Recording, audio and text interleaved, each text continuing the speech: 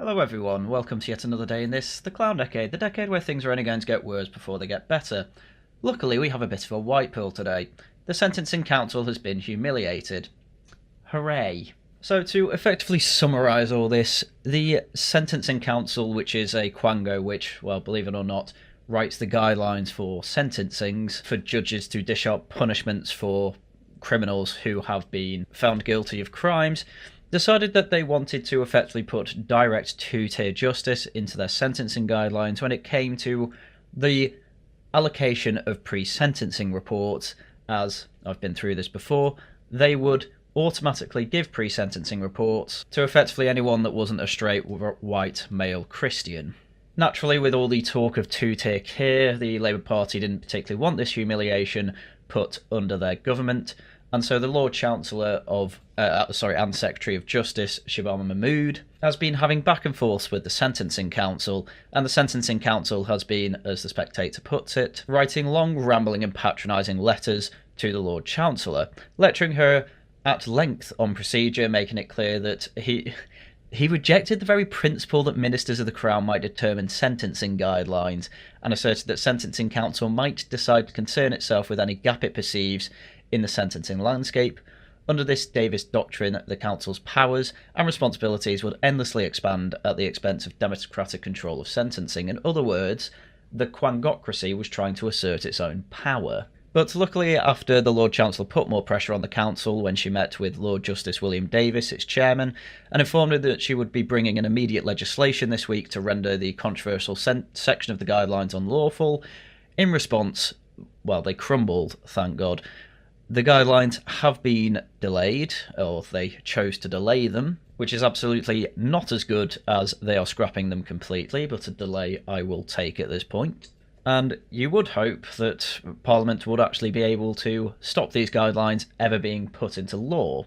Unfortunately, we already have laws that effectively make these guidelines necessary, and they come from the Equality Act 2010, which already is why we have two-tier justice, by the way. It's also the reason that we have all this DEI nonsense in pretty much all of the public and private sector, and why you need diversity officers, etc., etc. That is the real core of this issue, and I am shocked at how little anyone is bringing that up. Anyway, as mentioned, this is good news, not the best news you could have hoped for, but, well, we've got to take what we can. What I'm much more interested in is the back and forth that Robert Jenrick, the Shadow Justice Secretary, and Shabana Mahmood, the actual Justice Secretary, have been having in Parliament and on Twitter. So when the news broke that these sentencing guidelines were being drafted up, Robert Jenrick was straight on Twitter to talk about the discrimination against straight white men, and started calling Keir Starmer two-tier Keir yet again, and berating anyone who would dismiss claims of two-tier justice as conspiracy theorists or far-right activists or something like that, because we had a smoking gun. And this, once again, is good stuff. Robert Jenrick on the same day also put out this statement saying he will fight tooth and nail against two-tier Keir. He'll be challenging this sentencing guidance in courts on the grounds it enshrines anti-white and anti-Christian bias into our criminal justice system. Wait until you see what the Equality Act does. I'm not being funny, but this wouldn't get very far in the court system, simply because of the Equality Act. As I say, we've effectively had two-tier justice pretty much ever since the Race Relations Act in the 60s. It's been quite a while since we've effectively had race communism. And this is why effectively I'm going to be saying throughout this video, these two people, Robert Jenrick and Shabana Mahmood, they are fighting a symptom, not the actual disease. The actual disease is the Equality Act. And the quangocracy is kind of secondary, but also a very, very important thing to get rid of. Just get rid of the Sentencing Council. This should be done via Parliament.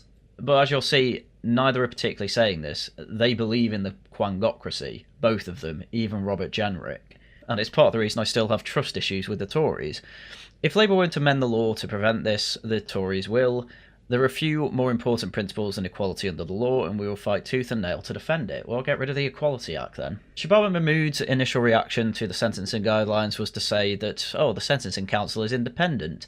The updated guidelines don't represent the views of the government. This was obviously in reply to Robert Jenrick. I'll be writing to the Sentencing Council to register my displeasure. As someone who is from an ethnic minority background, I do not stand for any differential treatment before the law for anyone of any kind. There will never be a two-tier sentencing approach under my watch. Oh, well, you better get rid of the Equality Act then. A couple of days later, though, Shabana Mahmood then also puts out this tweet. The Tories said they were not consulted about the two-tier sentencing, and it's simply not true. Here's the proof.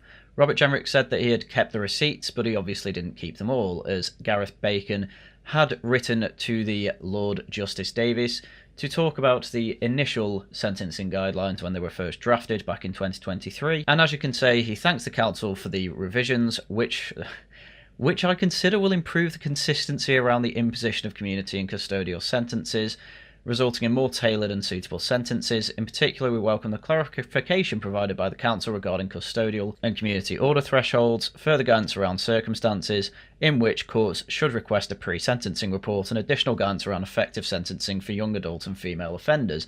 In other words, this is direct evidence that the Tories were perfectly fine with two-tier justice being just on the horizon, or already being in place as well thanks to the Equality Act. Which we already knew, and to be fair, you can't exactly blame Robert Jenrick for this. He had nothing to do with the Ministry of Justice. He, at best, was Immigration Minister, which he resigned over because he couldn't do anything. But it is quite funny to be part of the team that was perfectly happy to say, we thank you for your clarification around two-tier sentencing guidelines, and then say the Tories would never let this happen. I know a lot can happen in 2 years, but let's be real. The Tories have been all rhetoric for, 30 years really at this point. And I have absolutely no reason to think, really, that Robert Jenrick would be any different. He's saying the right things. I don't think he'll do the right things. Just like every other Tory hasn't done the right things for the past 20 years. It's going to take a hell of a lot more than basic rhetoric that doesn't even go as far as it should for me to be convinced to trust the Tories again. About a week after all of this, though, Robert Jenrick said in just 21 days' time we will have a two-tier sentencing rule. Today I'm introducing a bill that will give the Justice Secretary the power to stop it, but she refused to support it.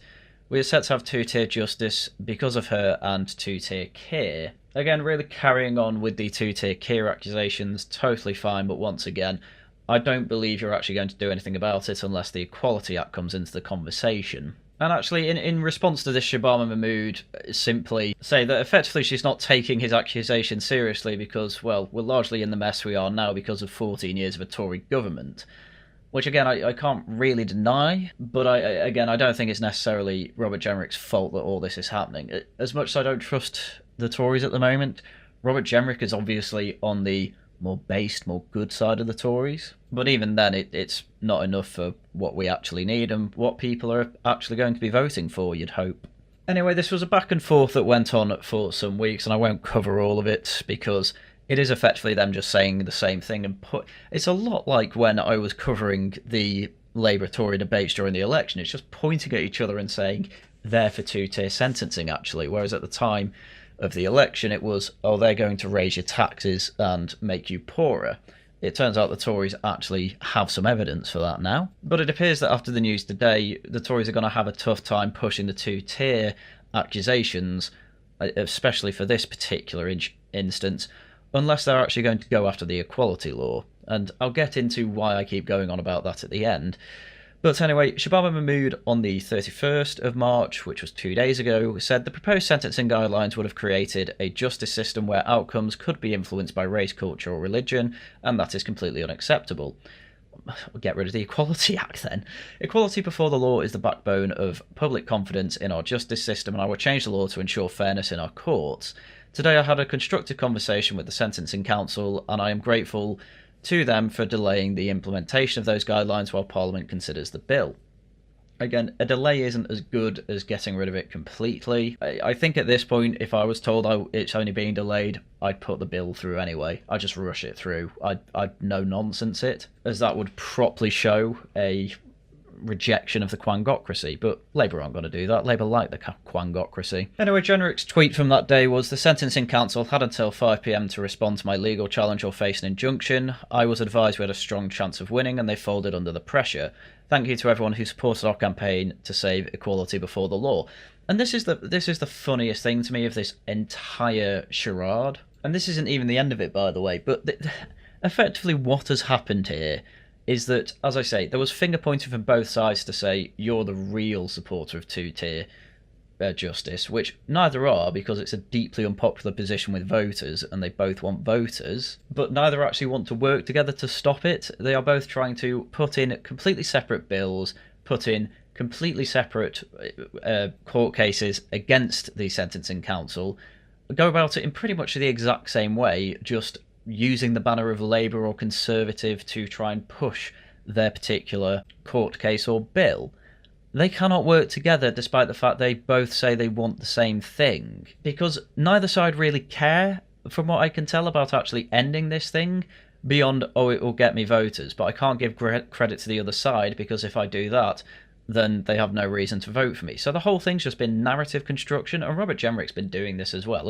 As much as I do like Robert Jenrick and what he says, I don't particularly trust him, because what he said, again, all he really cares about is dealing with symptoms, putting out fires, rather than going for the root cause. And they've both tried to take separate victory laps, despite the fact that, frankly, it was probably Labour that actually managed to get this delayed, rather than the Tories, who takes the Tories seriously anymore. I mean, don't get me wrong, Robert Jenrick absolutely would have been a better leader, but nobody takes them seriously, because where's Kemi Badenoch? What's Kemi Badenoch's discussions on this? I don't see any. Don't get me wrong, I understand Robert Jenrick is the Shadow Justice Secretary, so this is his wheelhouse, but you'd expect a bit more from the leader of the opposition, but I've barely seen anything. Anyway, speaking of victory laps, today I've introduced legislation to stop the Sentencing Council's guidelines coming into effect. It will become law as quickly as possible. And this was yesterday, April the 1st. And again, this is good to see. This is what Robert Jenrick was going to put in anyway, but Robert Jenrick can't support it, because if he does, it gives Labour too much credit and, well, it doesn't get you the votes. And Robert Jenrick also had another tweet to do a victory lap saying, "Oh, it's a great victory for common sense, but we will keep fighting against the two-tier justice system and the two-tier care."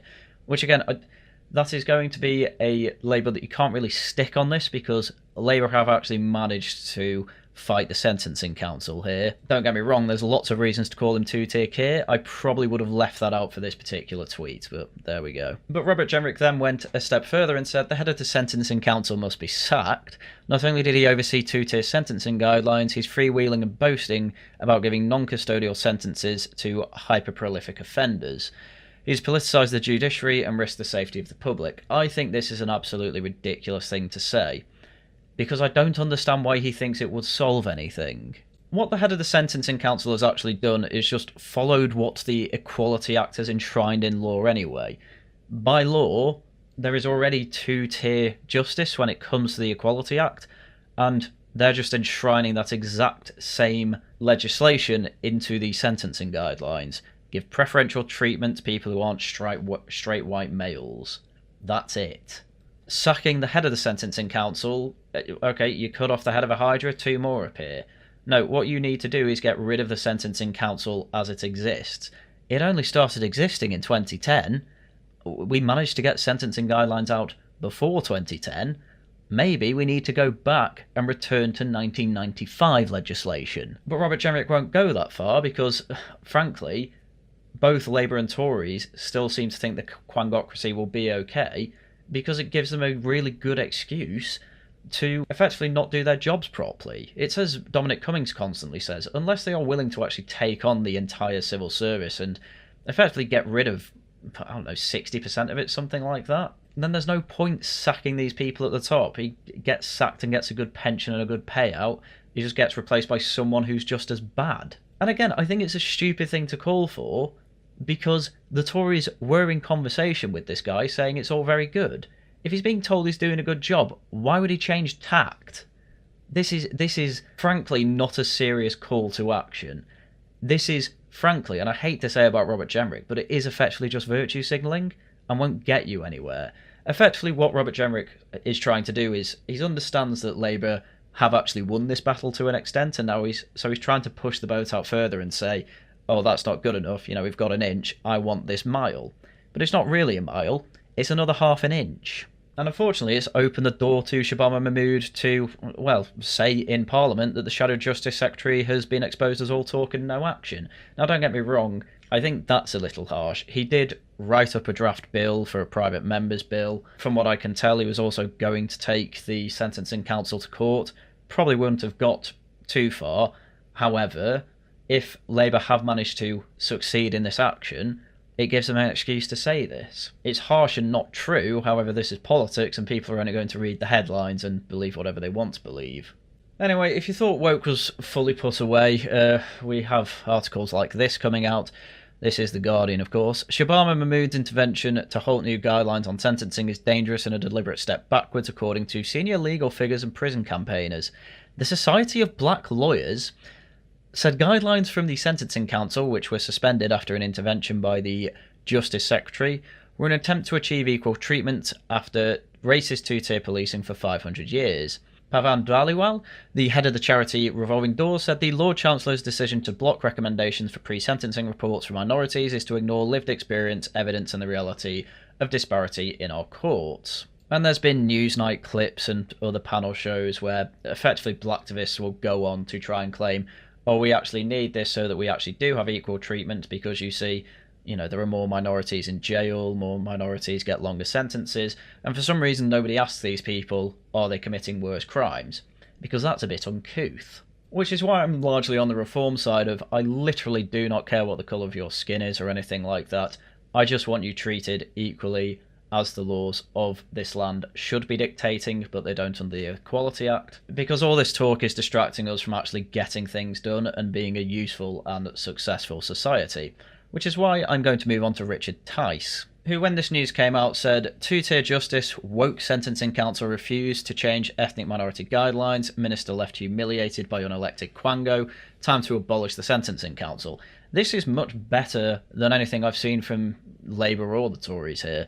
Yeah, just abolish the Quango.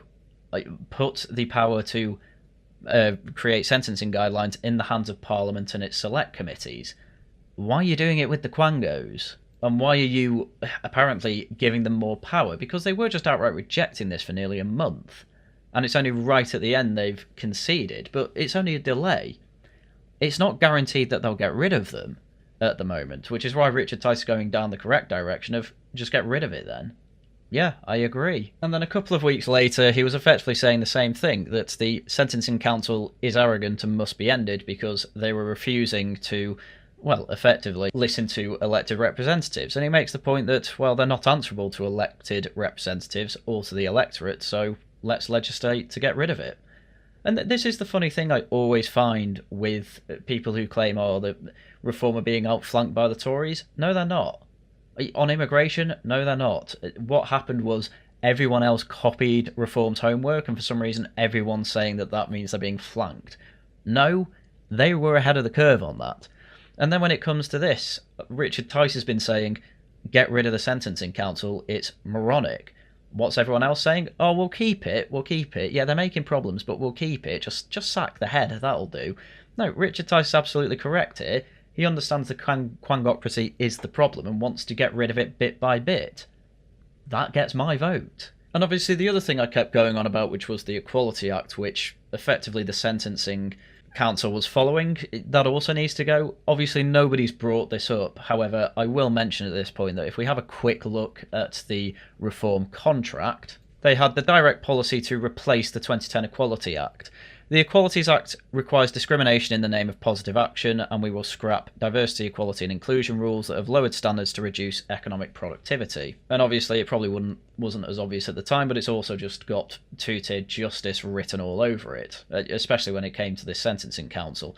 So, as I say, as far as I'm concerned, Reform are the only party that actually understand the root cause of all these issues, and all the other parties want to effectively keep it as it is. It's as Dominic always says, a lot of politicians are simply NPCs.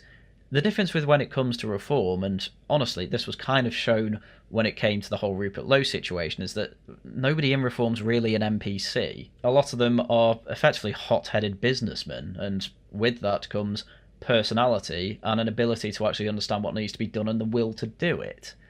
And as far as I'm concerned, reform is still the way to do that. It's a shame Rupert Lowe effectively burned all his bridges with reform, but he's sticking with the story that they've done him over, which may or may not be true. We don't entirely know yet. But one thing I do know is that you are not going to get another party like this with the popularity that they have.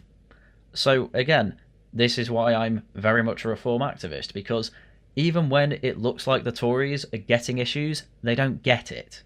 They don't understand how deep the rabbit hole is. Reform really seem to understand, actually, that this rabbit hole goes quite deep, to the point where even Nigel Farage is meeting up with Dominic Cummings, at Dominic Cummings' request, by the way, according to Nigel Farage. So even the man who really understands the problem seems to think reform is the vehicle for this. So, as I say, this is why I'm a reform activist. Vote reform, unless the Tories actually do manage to completely 180 everything they've been doing for the last 14 years, which they're kind of in the process of doing, but it doesn't go anywhere near as far as reform, so vote reform. Anyway, I think with that has covered the drama around the whole sentencing council thing. I'd like to reiterate, they aren't necessarily getting rid of the sentencing guidelines, they are just delaying their implementation. Now, Labour are still talking about implementing the bill that will block it, and that is a good thing. However, I do find it hilarious how, while they are doing that, or at least saying they're doing that, we're not hearing any support from Robert Jenrick, who is apparently coinciding or parallel with their aims here. Because at the end of the day, it looks like Robert Jenrick's mostly acting quite cynically to try and get votes, which I can understand why. The Tories are absolutely in free fall, well, bar the last poll where they actually went up, and need to try and win every battle they can to win votes, and they're not going to do that if they give credit to Labour, which is just insane, which is why I appreciate Reform not really getting involved in all this and just saying, yeah, they're just whinging. What we actually need to do is this actual radical and genuine change to our system with Whitehall and the civil service so that we can actually have elected representatives representing the electorate that voted them in, rather than having all the responsibility sent off to Quangos. Also get rid of the Equality Act. Not hearing either of those things from Labour or the Tories, so as far as I'm concerned, they're not getting my vote for this particular issue. And I don't particularly like having to say this about Robert Jenrick. I do really like Robert Jenrick, but the more time has gone on, frankly, the less serious he seems. I still think he'd be a much better leader than Kemi Badenoch. There's absolutely no doubt about that, and he is putting hard work into raising awareness of issues, but at the end of the day, his answers are relatively lacklustre, and he's mainly going after quite basic things, to be quite honest with you, which Reform are as well, don't get me wrong. I'm just saying, the more I look at it, the more cynical it looks, but maybe I'm being overly harsh. Anyway, with that, that's everything I had for you for today. Saturday it's Laughing at the Guardian, next Tuesday it's Tosh News, videos out as and when I can make them. If you want to help out the channel, subscribe, leave a like, leave a comment, donate and become a channel member if you want to do that as well. And with that, it's everything I had for you for today. Once again, thank you very much for watching, and until next time, goodbye.